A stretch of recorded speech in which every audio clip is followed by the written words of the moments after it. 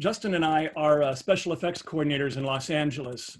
We have about, well, a little over 55 years of combined experience in working on television and feature films.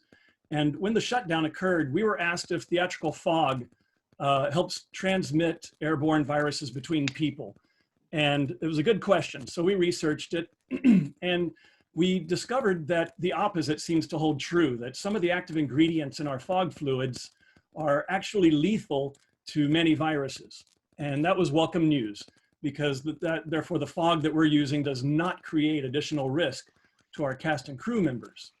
And then further research led us to the Grignard Company, who has developed a product that destroys 99.9% of airborne COVID in less than a minute. And it works in the fog machines that we already have and use. Now this has obvious advantages in our production environments where there's a lot of close contact and the talent works without PPE. So we, Justin and I decided to arrange this, this meeting so that the Grignard team can tell you directly about their product and answer any questions you might have. And maybe we can help bring this thing to our industry and a nice little airborne solution.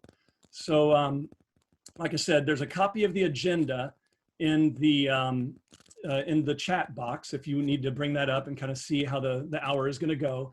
And we'll go a little over the hour if you want. We'll have a Q&A at the end. If you want to stick around, stick around. We're willing to.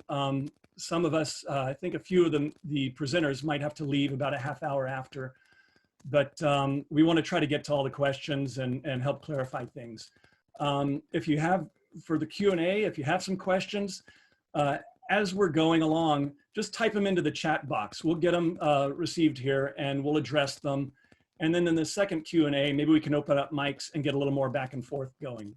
So anyhow, with that, let me toss it over to Justin and he'll introduce the Grignard team. Go ahead, Justin. Hey guys, so first we have Etienne Grignard. He's the managing director of the Grignard Company, an industry-leading developer of innovative chemical solutions for multiple industries and laboratories. They also manufacture most all the fog fluids sold by our suppliers under their own brands. Next we have Grishma Desai. Grishma is Grignard's lead chemist and QC manager. She holds a background in biotechnology research, food science, laboratory research, and QC, specifically in the chemical industry. She implements the ISO 9001 QC management system, good manufacturing practices, good laboratory practices, all audit procedures, and research and development. Ariona Smith, she is a QC specialist with a background in chemistry research and development and was formerly with the labs of Colgate-Palmolive and Church & Dwight.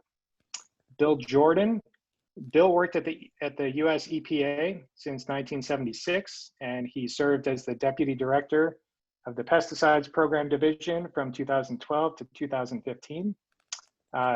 Currently, he's an independent consultant, and he continues to provide services on issues relating to pesticides and food safety. He volunteers his services to a range of NGOs concerned with these issues, including the Environmental Protection Network, the Equitable Food Initiative, Farm Worker Justice, and others. Finally, we have Dr. Bill Esposito. Bill is a doctor of public health, a certified industrial hygienist, and he holds top lead AP certification from the Green Building Council. He is president and founder of Ambient Group, a city-based environmental consulting and sustainability firm based in New York. He is a known leader in green building design through his many publications in professional journals and bulletins, and provides education through professional workshops and seminars. And with that introduction, I give you Etienne Grignard. Thank you, Justin. Appreciate it. And thank everybody for the time that you're allocating to us today. One clarification is that we make about 70% of the fog fluids in the country. We sell 0% of them under our own name. As we go through this presentation, the product that we are bringing to market historically, well, it only utilizes ingredients that we do utilize in fog and haze materials that we make for other companies. that, I'm going to share the presentation and ask if you all can see this. Yes. You can? Yes. Great. Yeah, that looks Thanks, good. Fresh. And let me see if I can down this. Great. Great. So what we're talking about, the name of the material that we have is called Grignard Pure. This product it's been referred to as a quantum leap forward in the air treatment for safety of the stage and studio production industry.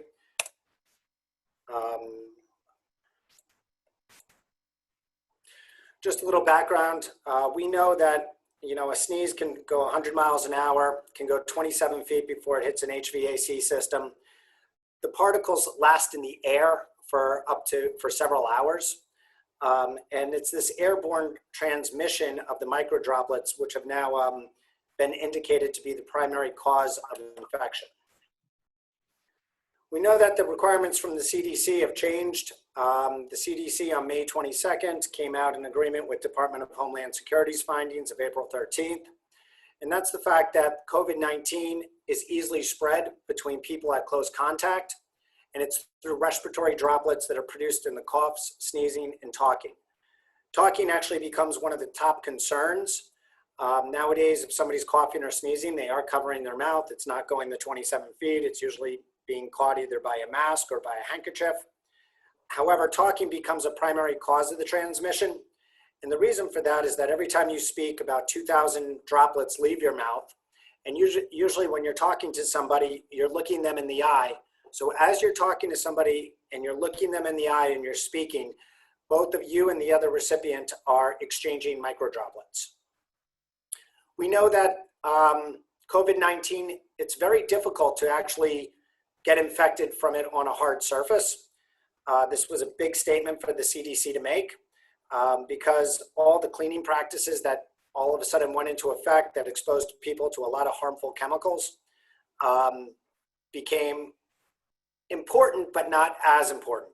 It'd be very difficult for you to drag your hand along a surface that had a viral load on it and then suck on your fingers in order to get infected. So everybody's changing the way that they're going about safety procedures. One of the things about EPA's N list or list N is that list N is almost entirely for hard surface disinfection. Soft surfaces are not covered by it, nor is airborne disinfectants. So later on, you may be asking about Grignard Pure and if it's registered on EPA's list N, and we'll address that in the coming slides. But you have to bear in mind the list of cleaners that are approved by the EPA right now are all for hard surface disinfection, for which we know is not a primary cause of contagion. The other aspect of list N is that you may utilize a disinfectant. We've had it around our office. We've had somebody walking around that was spraying the tables and everything else.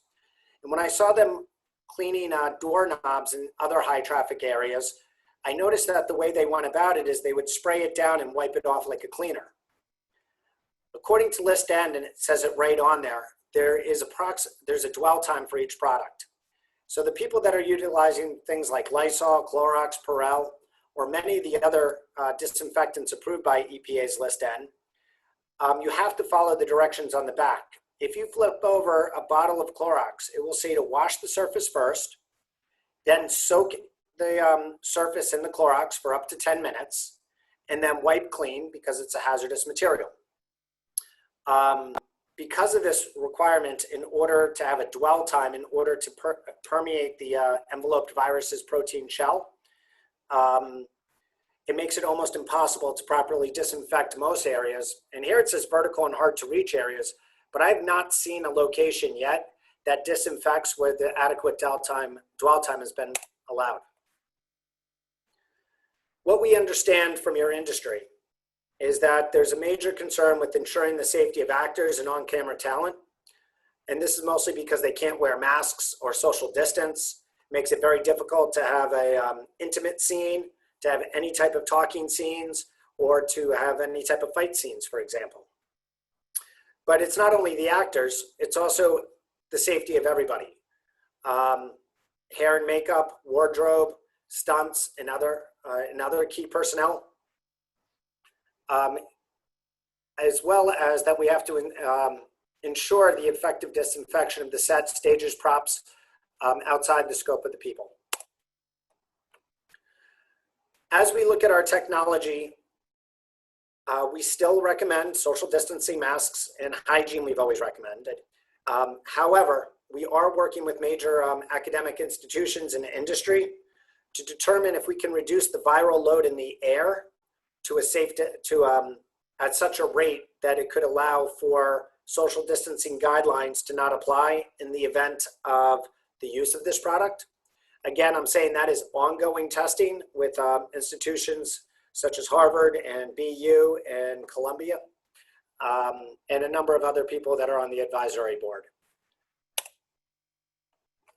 So what we're talking about today is a product by the name of Grignard Pure.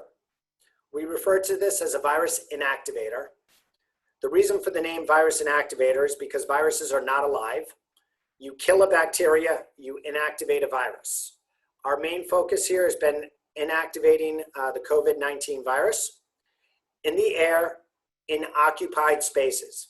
That is the major difference of our product versus many of the other technologies, is that we're looking to make a safe environment where people are currently, where there are people. The best example of this is the elevator. You can go in and completely disinfect an elevator. You can have it bright and shiny, smelling like Clorox or something to that effect. The problem is that once you have a shedder or a person who's spreading the disease walk in and talk on their cell phone or sneeze or cough, that elevator now becomes a hotspot. And anybody else walking into that elevator for the next 3 to 6 hours has a very high risk of contracting this disease. The Grignard Pure Air Treatment Solution, what we've found in testing is that it inactivates more than 99% of the viruses, similar to the coronavirus, in less than 1 minute. It provides continuous disinfection or continuous control for the areas where it's being utilized versus the episodic disinfection of sprays or other systems. Episodic is if you're doing it, okay, like in transit right now, they're doing it once every hour. The problem is that the labor unions are now revolting against that because they're being subjected to the harsh chemical fumes. And then the reality is that once you have somebody who's shedding enter the train, that incomplete disinfection process no longer has any bearing. So the ultimate goal here is to create a safe workplace for actors, crew, and visitors. We'll tell you that our technology that we are promoting for this use has been around for more than 20 years. These are a few of the examples where it's been utilized at different levels. You can see that it's been utilized in the stage and studio industry, corporate trade shows, and so forth. There's been a big push to have this product utilized by Major League Sports as they're reopening in the coming days. I believe the NHL announcement's coming out relatively soon. Obviously, it's been utilized on stage productions and at sporting events, athletic events, things of that nature. And you can see there's all different levels of haze that has been utilized. So Grignard, when we came onto the market back in 1999, 1998, there was a need for Grignard to come into the market because of the bathtub blenders that were on the market. What I mean by that is that there was no rules, there was no real health and safety checks, there was no quality control systems and so forth. When Grignard came on the market as a private labeler for these accounts, we put health and safety at the top of the agenda and only utilized products that could clear our chemists on our compliance side and our health and safety side. In doing so, we always utilize third-party validation. We utilized a company by the name of Intrinsic, which is internationally known for its assessments of, for health and safety. They're finding, and we provide to them complete disclosure, which is then backed up by their quality systems. But what their findings were is that this product meets the requirements of non-toxic when used as intended, which would be as a haze or a smoke effect. But in this case, it would be utilized as an airborne disinfectant. We do have those reports. Those reports can be made available. Bill Jordan will also be focusing on the health and safety aspects of this product. NIOSH has conducted its own testing, indicating that the product is safe. This is one of the most substantial pieces of information that you'll see at this point in time. We ran a test by Microchem. Microchem is the leading lab in North America for doing validation of EPA and FDA efficacy tests. So what we did with them is that we created a haze in the air. We then introduced the virus to the haze, and we did get results that it inactivated 99% of the virus particles in the air in 1 minute. The way the product works is that it creates a non-hazardous light air treatment throughout an indoor space. Air treatment you may refer to in your industry as haze. It's going to attack the COVID-19 virus in the air as well as on hard non-porous surfaces. It is specifically designed in order to go after viral transmission to reduce the chance of spread in person-to-person contact from sneezes, coughs, and talking. In using this, it should greatly reduce the cleaning and disinfecting operations of the crews that are now being put into place all across the country. How does it work? Well, the Grignard Pure is going to condense on the virus. It permeates into the virus, meaning that it's going to disrupt the protein membrane and structure with its amphiphilic properties. An amphiphilic property is where a material has both an attraction and an opposition, or opposes. It's both attracts and opposes at the same time. And that type of reaction is what bursts apart the disrupting protein. The product is extremely effective in aerosol applications. It's much better as a disinfectant against the airborne virus than it is against the hard surface, but it does have disinfecting capabilities on hard surfaces. The active ingredient in Grignard Pure has not only been shown to be effective against enveloped and non-enveloped viruses, but also the influenza virus and numerous bacteria strains. It is important to point out that there is no special sensitivity to infants or children. It's utilized, the active ingredient, in hospitals for the children ward, for example. How do you apply the product? Well, as of right now, we're applying it through theatrical lighting and FX machines, haze machines and fog machines. We have an indication chart that can show you what level, and we relate that indication chart back to the efficacy of the product. It is also now being tested with introduction through HVAC systems, as well as through other air circulation systems. A little bit about our team. In addition to myself, Albert Chevet, who is the CEO of Chevet, he's got global distribution. He is assisting with the supply of the machinery, as well as the testing and some of the other types of mechanical. We have Dr. Esposito, who's joined with us today. As was previously mentioned, he's a doctor of public health out of Columbia, CIH, and also the founder of the Ambient Group. His insight has been instrumental. In fact, I will give him these credits.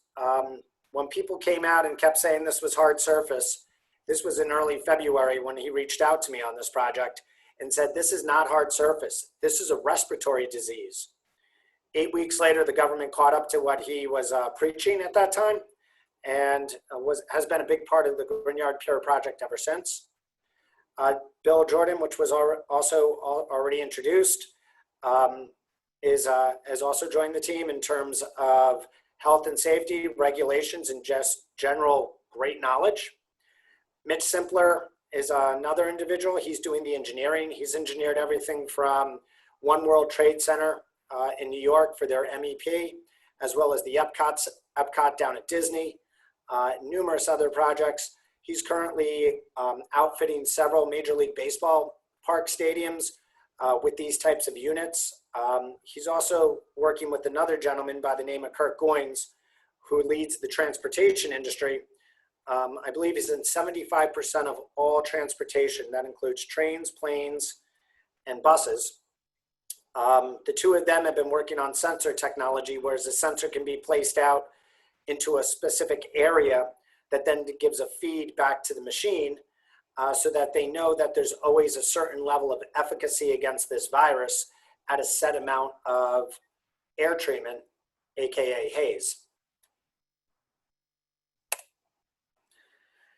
As stated before, as I stated with Mitch, the Cincinnati's Great American Ballpark, the Cincinnati Reds, Major League Baseball, all appear to be moving forward. We've had this discussions with the owners of the league, as well as with union representatives and so forth. The Reds are not beta testing this product for their inside areas because after their health and safety evaluations, as well as efficacy evaluations, that's not considered an issue to them. Rather, what is considered an issue is bringing back the fan experience at baseball. As we know with the major sports teams, there's no fans in the stadium. In order to bring back fans under social distancing guidelines is not feasible, not economically feasible, not feasible for the surrounding area. So they've initiated a process working with the engineering teams of putting sensors out throughout the stands to see if we can dispense this product in such a way that we get to the right particle count for efficacy for the hope that we can have 2021 baseball. And that concludes. There's more information about the product at grignardpure.com, and hope I did okay. That was awesome. And I think we're pretty much keeping on time. We started just a few minutes behind and we're still there. So nice job. Well, with that, like I say, if you've got questions, type them into your chat for right now. We'll get to them after Bill's presentation. And let me go ahead and toss it over to Bill Jordan. Bill, it's all you. Thanks, Mr. James. Here's the PowerPoint presentation. As you've heard, I'm an independent environmental consultant, and you've heard a little bit about my background. I'm interested in making sure that pesticide products in the environment are safe and effective, and so I both try to get rid of bad stuff and bring good stuff to the marketplace. Here's the basic message that I want to get across. Government agencies like EPA and FDA have looked at the active ingredient in Grignard Pure, which I'm going to refer to as the GPAI, and found that it's low risk when it's used in products regulated by these agencies. And I've done an examination of the literature on this chemical, and the exposures that would result from Grignard Pure are well below safe exposure limits, hundreds of times lower than the level that caused no effects in inhalation toxicity studies. You're probably wondering, why am I not telling you what the active ingredient is? Grignard Pure Company would be willing to do that if you sign a non-disclosure agreement, and then we can give you a lot more information about the safety of the product. So, as Etienne has described, it's a new type of antimicrobial product that would help control the spread of the SARS-CoV-2 virus that causes COVID-19 disease. It works quickly, safely, and effectively in indoor locations. And it's, as Etienne has described, not just a chemical that's going to be used in this antimicrobial air product. It's also used in other products that EPA regulates. It's an indirect food additive that's regulated by USDA, and it's, as Etienne explained, in haze products that you all have used for decades. Government agencies, particularly the place where I used to work, EPA's pesticide office, have looked hard at the safety issues for these uses, and I'll be summarizing that later on in the presentation. Some more pictures of the use of Hays products give you a feel for what it's like to be using Grignard Pure. It would be probably quite similar. So I'm going to talk a little bit about the kind of work that I did for 40 years at EPA, because it'll set up and explain what I'm going to introduce later. Pesticides is a term that covers a lot of different products. You all probably think about crop dusters and cornfields, but it also includes Lysol and Clorox and other products that are aimed at bacteria, viruses, and microbial organisms. The active ingredient in Grignard Pure is both an active ingredient and an inert ingredient in EPA-registered pesticides, and many of them are used as aerosols. Because the government is particularly concerned about the safety of pesticides, they require them to be approved before they can be marketed or sold. That process is called registration. And a company only gets a registration if they give EPA an extensive amount of information that evaluates the effects on the environment, the safety for people, and in the case of products making claims that benefit public health, as Grignard Pure would do, it also has to demonstrate that it works. This is not just a one-shot deal. EPA initially registers every product, and then every 15 years or so is required to go back and update those assessments and make its safety assessments publicly available. Consequently, there's a lot of excellent current scientific analysis on the safety of exposure to the GPAI in aerosol products.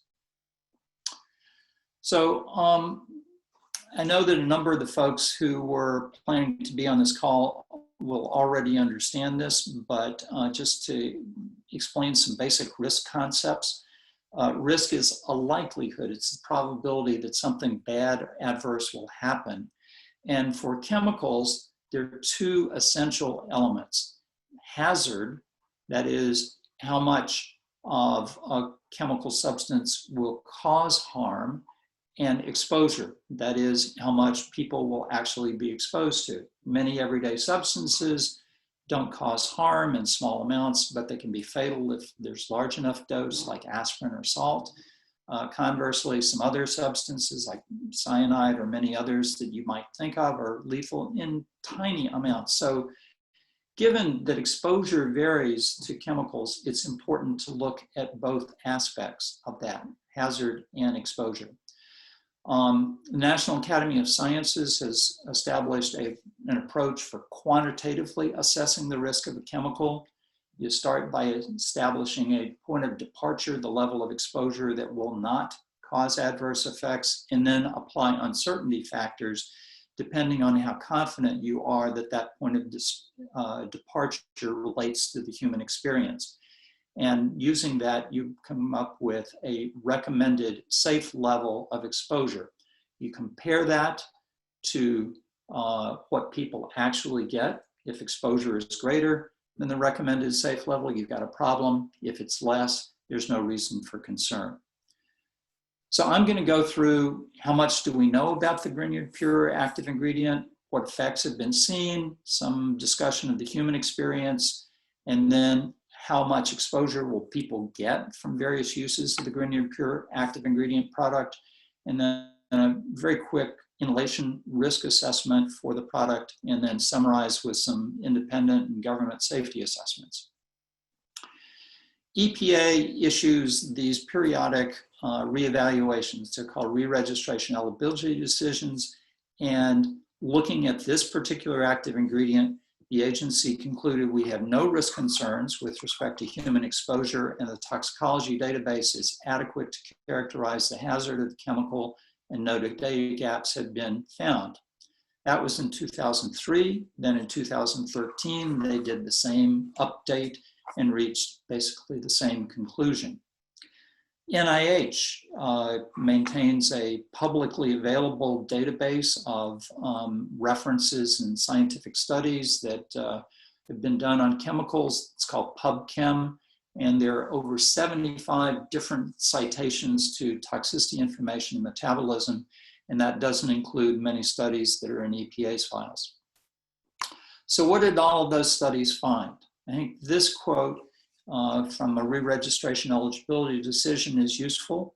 Repeat toxicity dose studies by the inhalation route at doses near or above limit dose. In other words, so high EPA doesn't think it's worthwhile to go any higher. Of 1,000 milligrams per cubic meter showed a lack of systemic toxicity. So based on that, EPA concluded chronic exposure of animals to doses at these levels is shown to be without adverse toxic effects.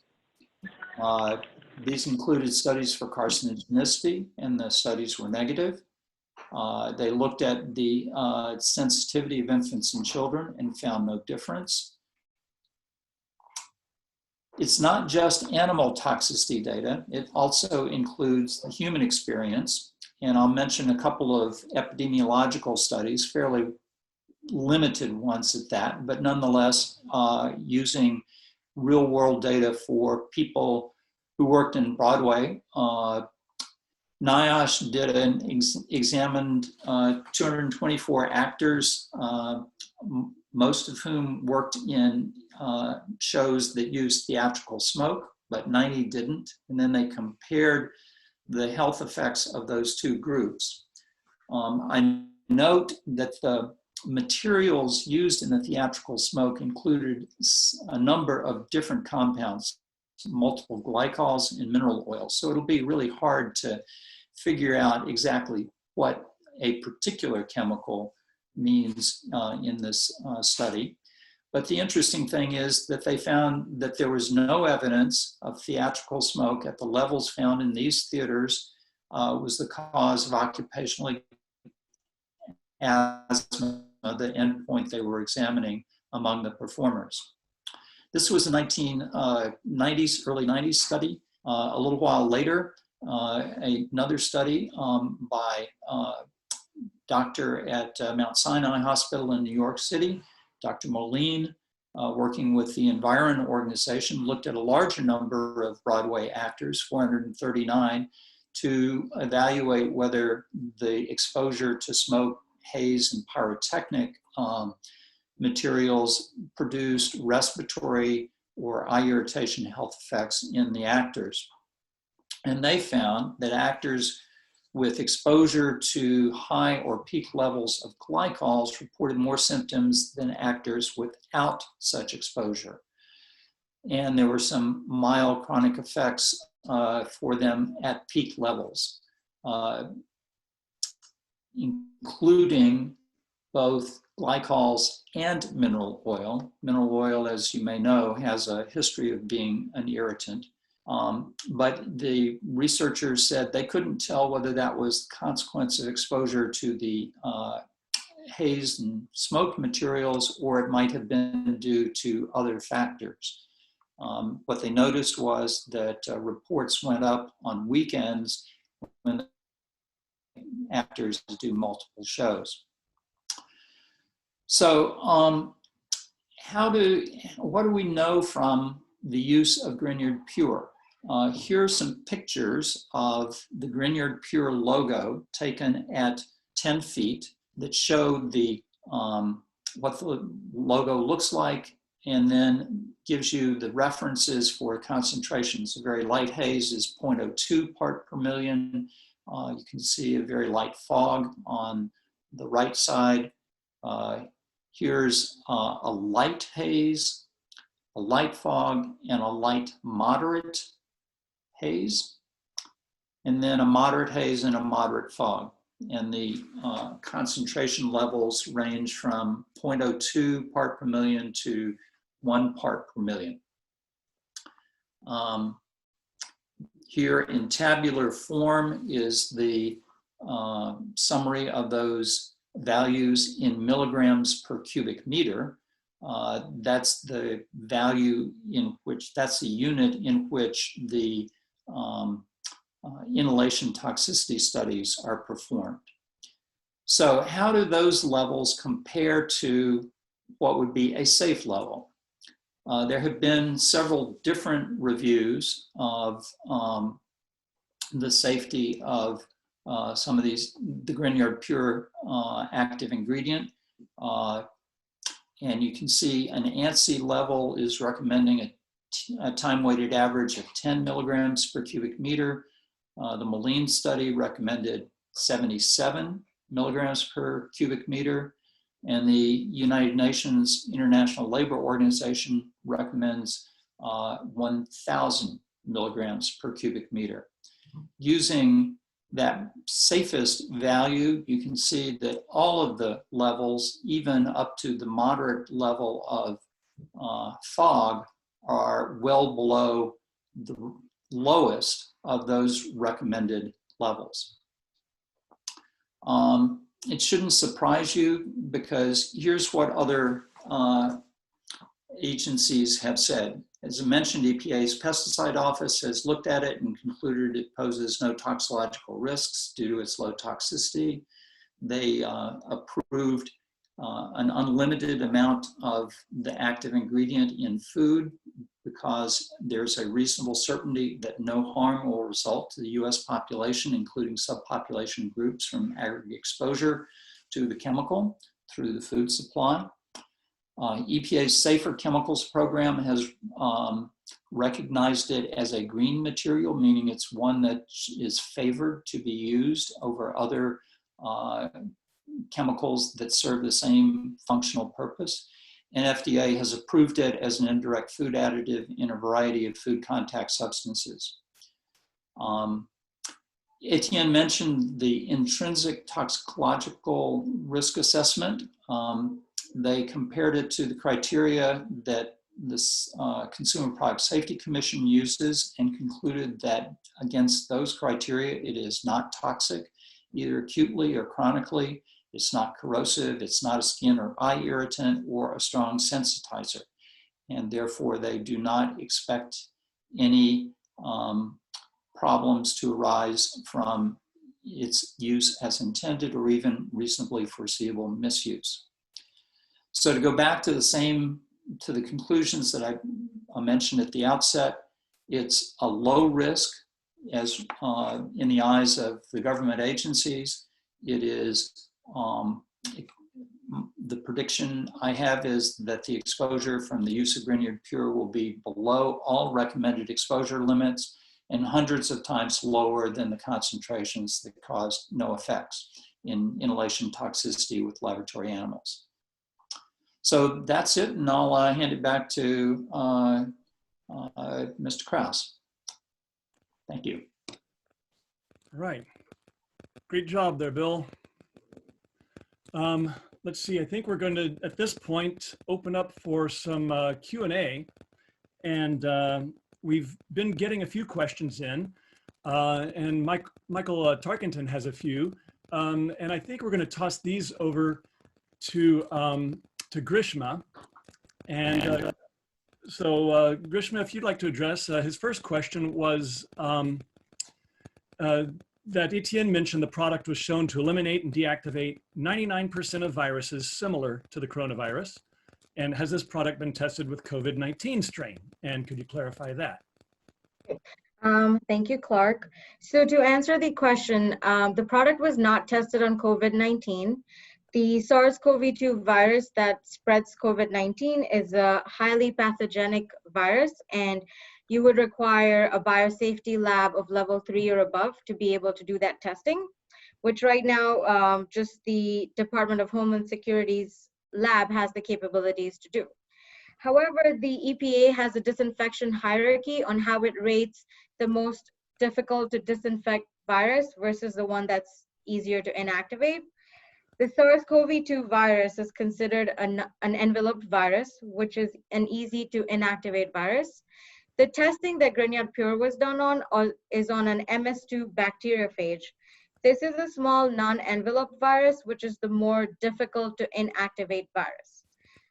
So the testing was conducted on a surrogate that potentially is more difficult to be inactivated.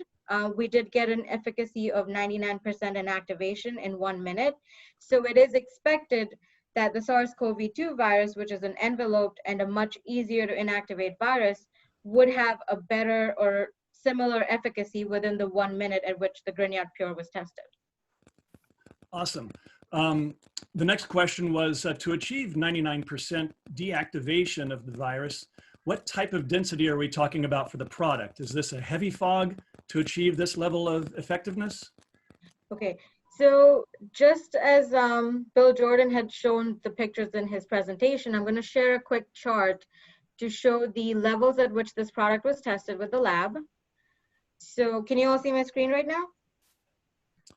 I can. There it is.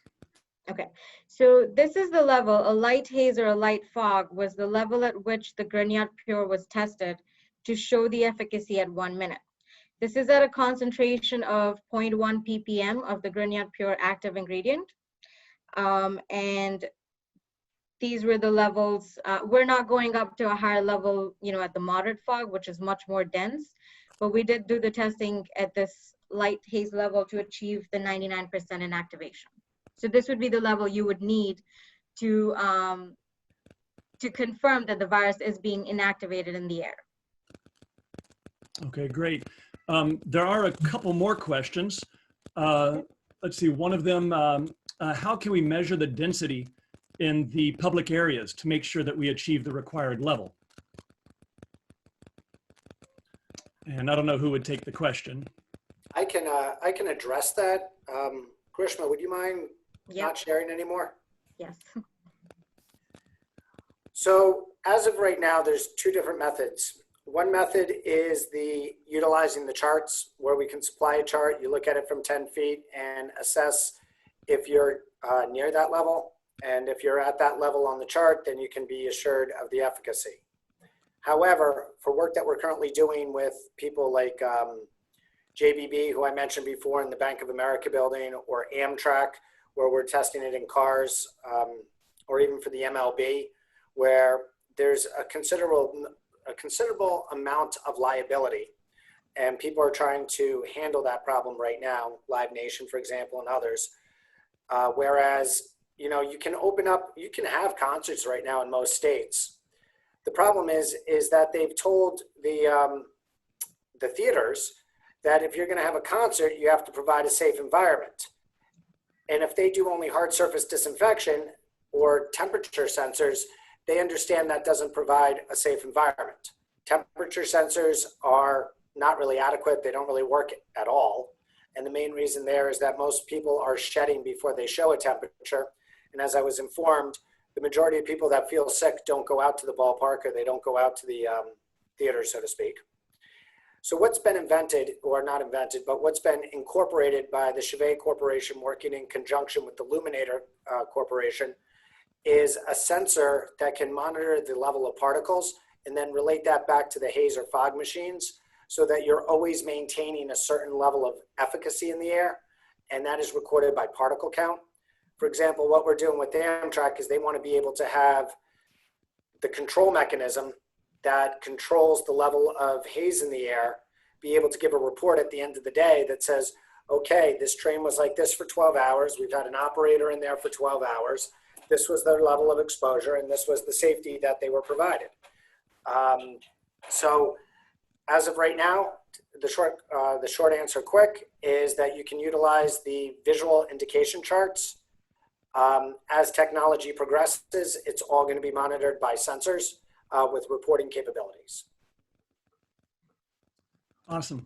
And the last question that we have so far is, does temperature and humidity play a role in the effectiveness of the product? Michael says they have a series that shoots in the south in high humidity areas, and would that be a factor?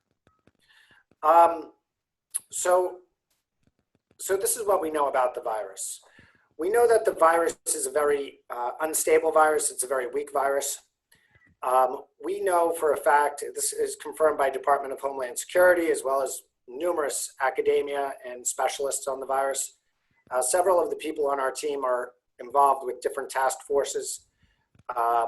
So we've known since April 13th that the virus only lasts for 3 hours, up to 3 minutes in a solar area. Humidity or high humidity kills the virus, and we ran tests independently of that. When we ran our first control on the virus, meaning that when we do these tests at Microchem, the first thing you do is you take a control and you test it against the control. You measure the natural die-off rate of the virus. Then you measure your product against the natural die-off rate. So when we're telling you about like these numbers that we keep throwing out, 99% or 90, whatever the number would be, that's after the natural die-off rate is accounted for. The natural die-off rate of this virus has about a 0.7, I believe, in 1 hour. Don't hold me to that. I would have to be looking at the exact report. But what that tells you, and when I mention the word 0.7, that's log reduction. But the virus is highly unstable in humid areas and in solar areas. With regards to the Grignard Pure, it doesn't make a difference whether it's humid or not humid.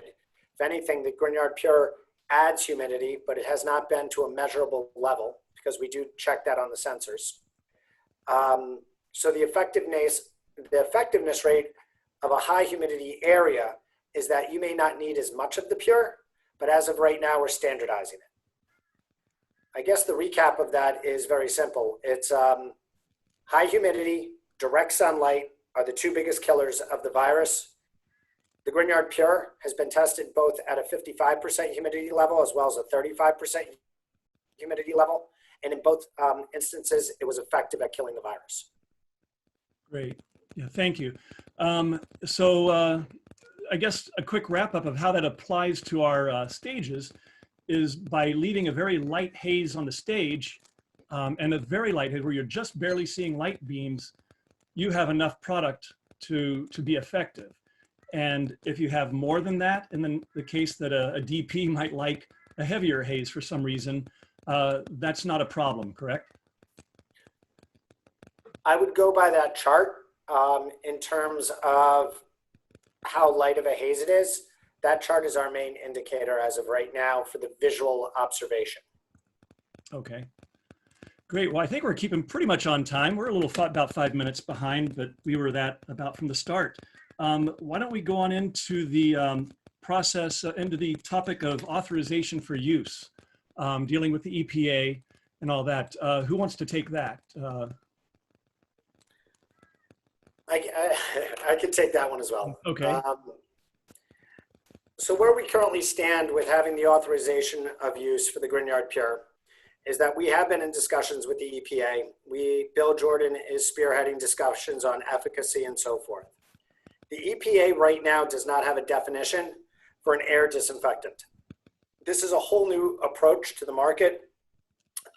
In order to have a new definition by the EPA, that takes anywhere from 3 to 5 years. We are in the process, or we're going to begin the process for submitting the application for a new definition, but right now this pandemic is here. Bill Jordan has worked with another gentleman by the name of John Jacobs, also formerly of the EPA, and they have put together a national crisis exemption application. In order to have this product utilized in your state, the state has to approve it. And in order to do that, there's a very specific person to send a letter to requesting it and asking them to authorize the crisis exemption for your state. We are also pursuing this on a national basis. What Grignard can do is we can provide you the name of the person who it goes to, along with the template letter. And basically, you could review the letter, take a look at it, and then put in the people's names that you need to have it authorized, whether it's in California, in Georgia, in Florida, and so forth. And what that does is it elevates the application from being at the bottom of the pile to the top of the pile. I will tell you, in terms of the EPA, we are not allowed to disclose what type of lighting effects provide this ability. I can tell you that there's several ingredients out there that have no effect whatsoever. For example, mineral oil has no effect. There's a few other ingredients that also have no effect. So it's only really one key ingredient that does have the effect.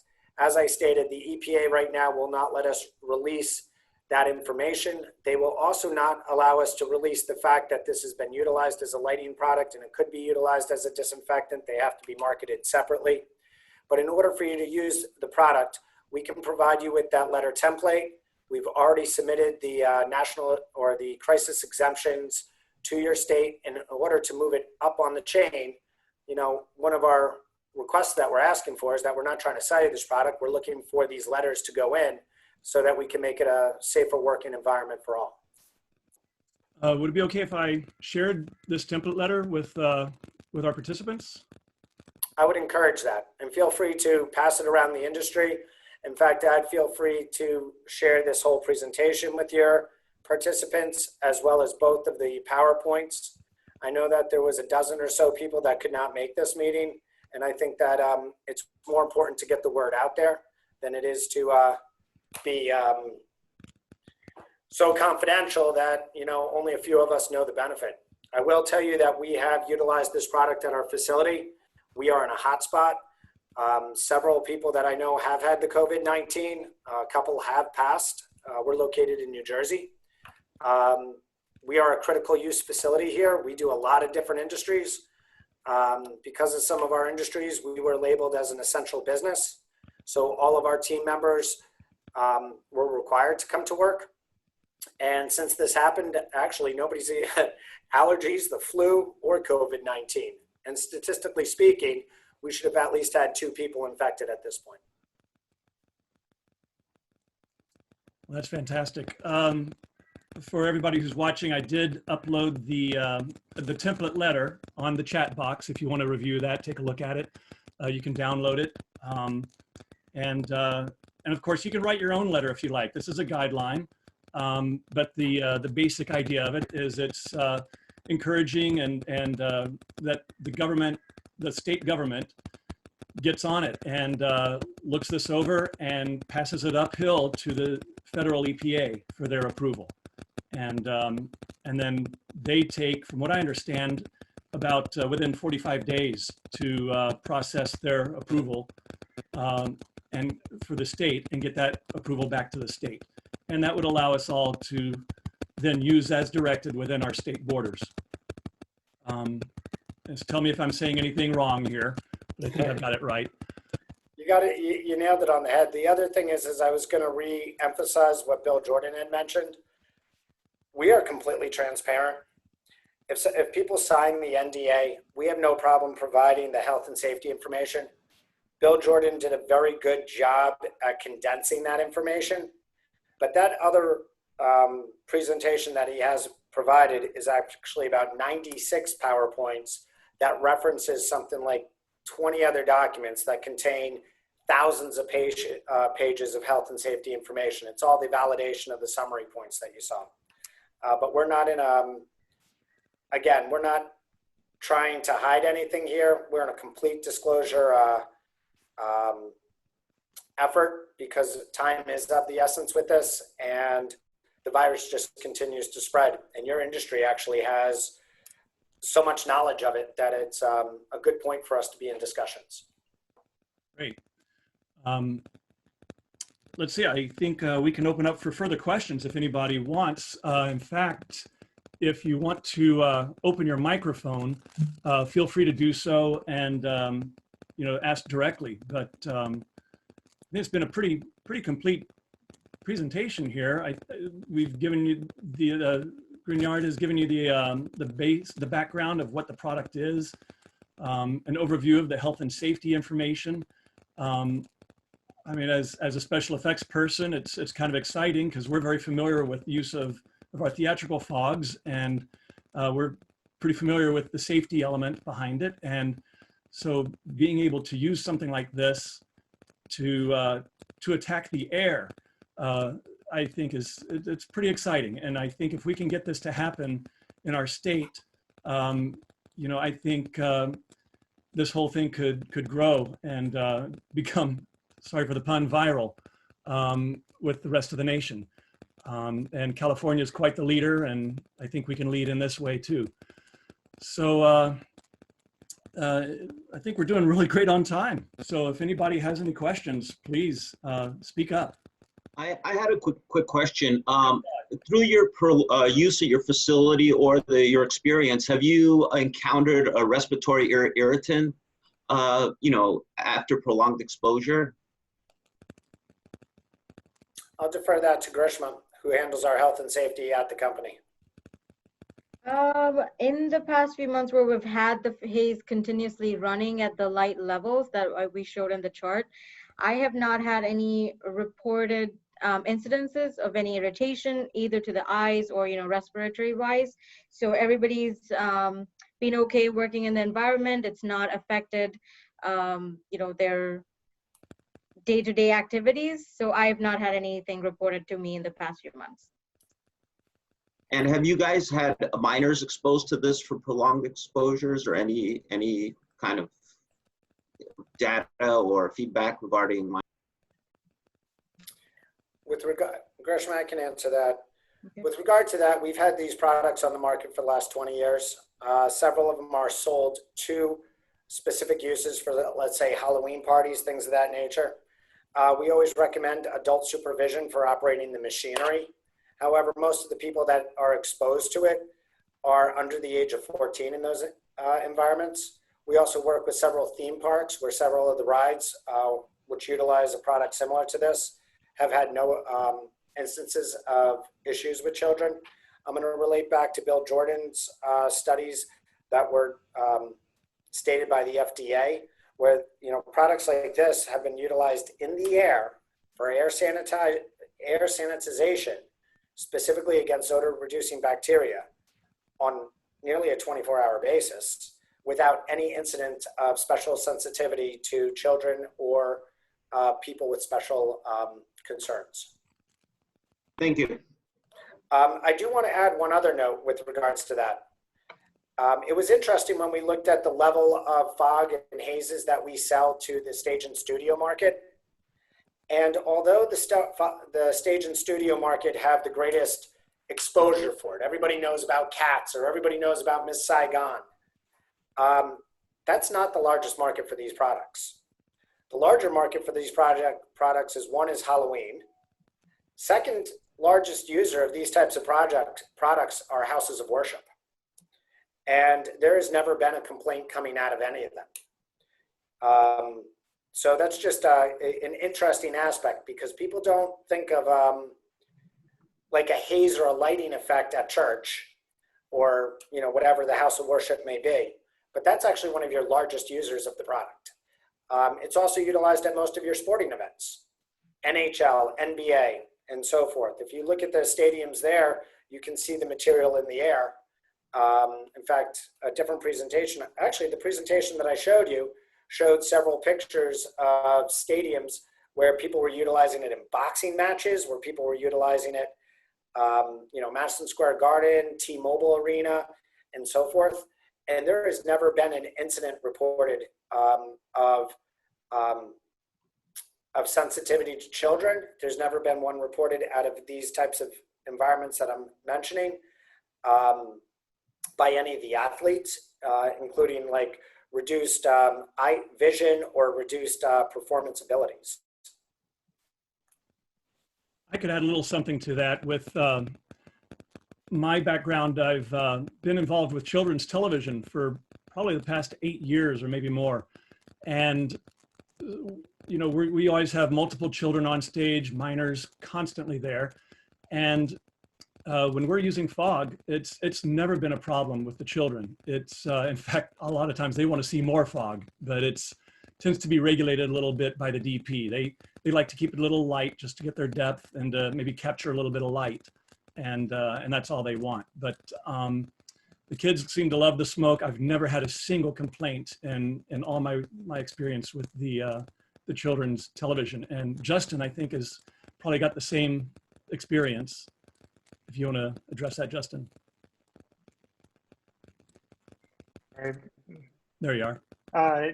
No, that's absolutely correct. I've been using smoke and haze around kids and kids TV since probably '97, and again, have had no complaints or issues.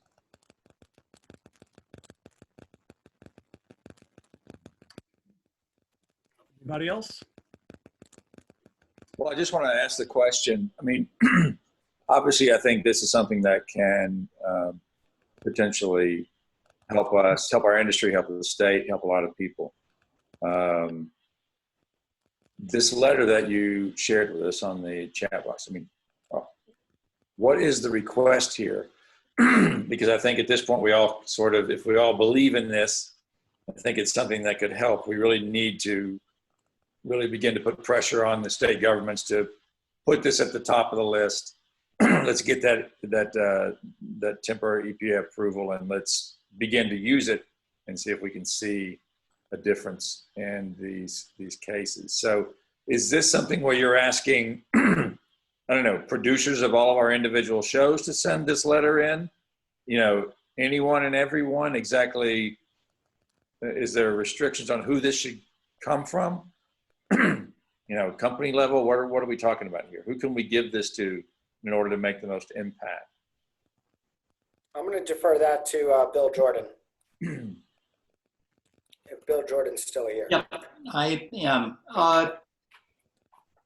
This idea of writing to the state officials should come from somebody whom the state officials would recognize. Okay. And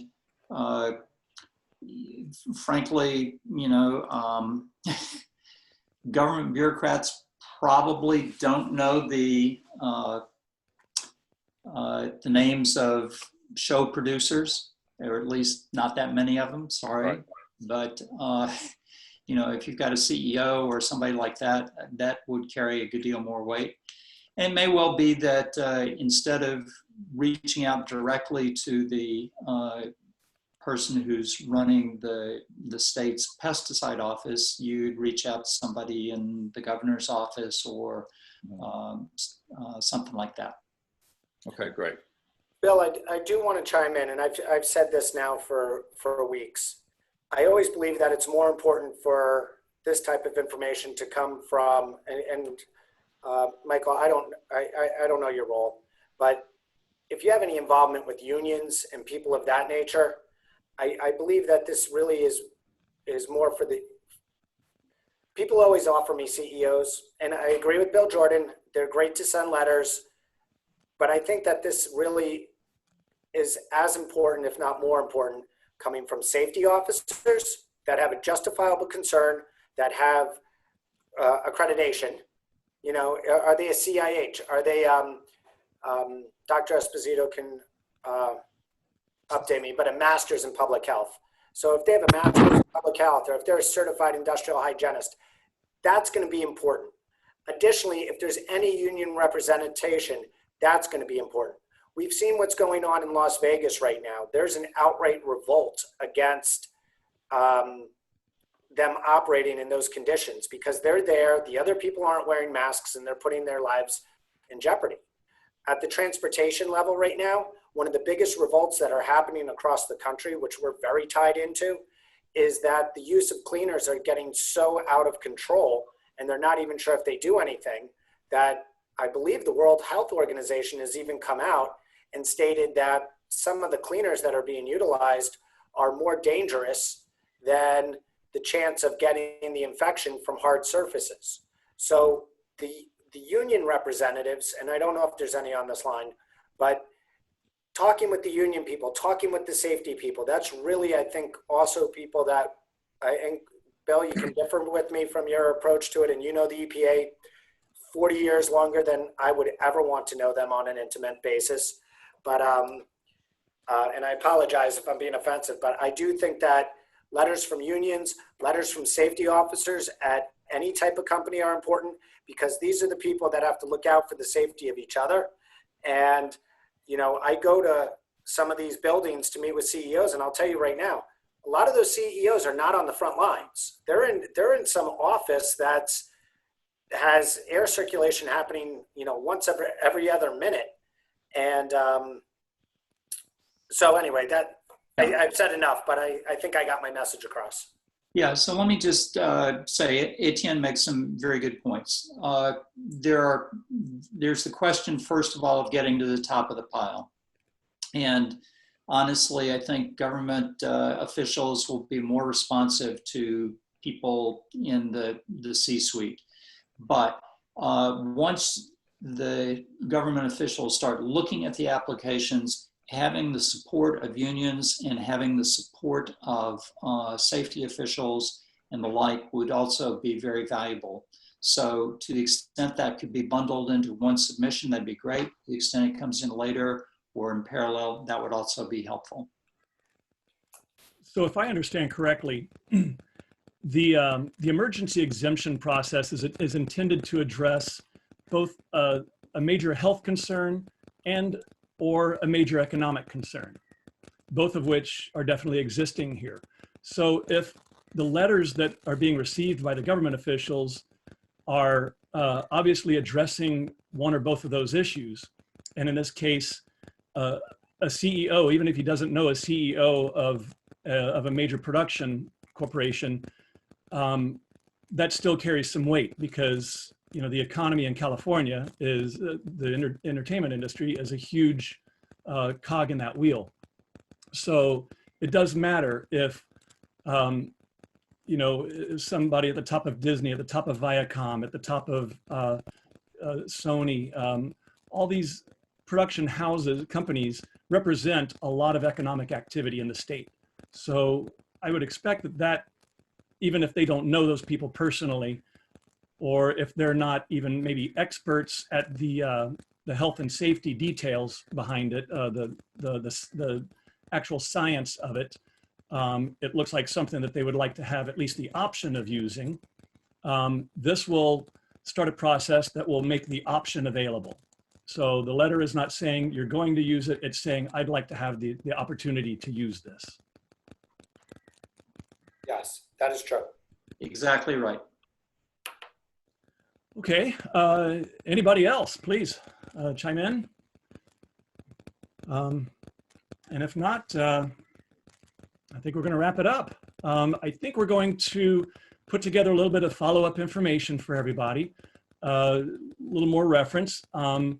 Feel free to email Justin and I. Like I say, we're not working right now. We have time on our hands, and this is a great cause to be putting our time behind. And so we're completely supportive of doing anything we can to help facilitate this process. So feel free to reach out to us. We're going to be involved. You can email Etienne through his website, and send out your questions. We'll communicate. And like I say, it's a little bit of a grassroots effort to bring this all about. So Clark, I should just mention one other thing, and thank you and Justin for arranging this. This was fantastic. The team members at Grignard Company, outside the scope of the people that are in my lab every day and have been here as essential workers through the whole New Jersey being a hotspot, they're all volunteers, and they all came together, whether it's Bill Esposito, whether it's Mitch Simpler, Milo Reverso, Albert Chevet, Kirk Goins, and so forth. But you can reach out to any of us at any time. As I said, this is full disclosure, so feel free to contact any of us. I know Bill Esposito is a great certified industrial hygienist and the doctorate and stuff. If you have questions on health and safety and other things, our contact information can be made available. So I just have a question or a point. I guess, obviously this has been recorded. There's obviously a lot of great information on here that's been discussed. I think, in my mind, the sort of mission for us going forward is to get this out to as many people as possible in those positions that will help make a difference as far as sending in this letter. So, whether that's, getting in touch with IA members, on the East Coast and the West Coast, and getting as many people to watch this, and then getting as many of these letters sent in as possible to really move this forward. So we'll do what we can on the Disney side and share this with whoever we can to watch this, see the information, and then hopefully get a lot of people to start sending in these letters. I think that should be something we should focus on in order to move this forward beyond just this conversation. So You know, I'm sure any ideas are appreciated, or any contacts that you have. You know, is there a way we can all get a copy of this recording? How does this work? How can this be distributed?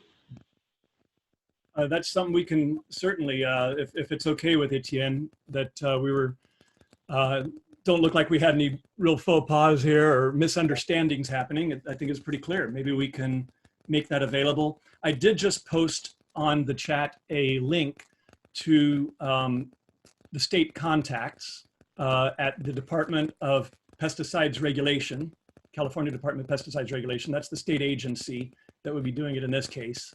And of course the governor is the other person we'd want. I believe that this, to approve sending it up to the EPA, has to be approved by that department and the governor. And once they sign off on it, it goes to the federal. So there's the names. We're gonna, like I say, put together a little follow-up package that we'll email out to not just those who are here, but everybody who has expressed some interest in this. All right, great. And we'll get this movement going. Okay. Thank you. All right. Well, if that's it, thank you all for taking the time out of your day for this. Hopefully we can help make a difference and, you know, get us back to work safely. Thank you very much. Thank you. All right. Thank you all. Yep.